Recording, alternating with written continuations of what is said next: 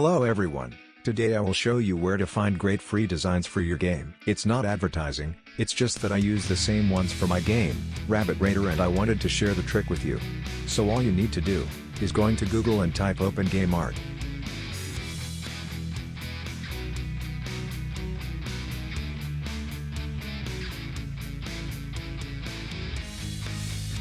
In the search bar, type Bevouliin.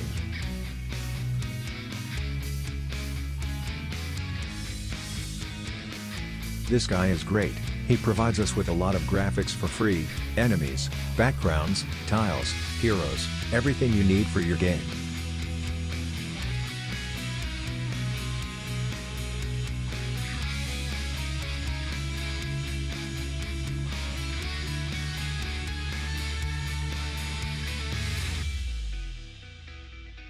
You can see the license, public domain.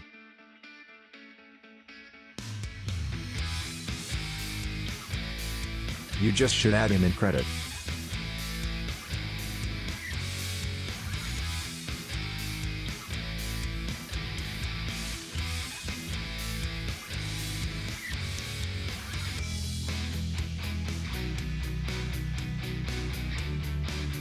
You can also visit his website where he has more things, some free and some paid.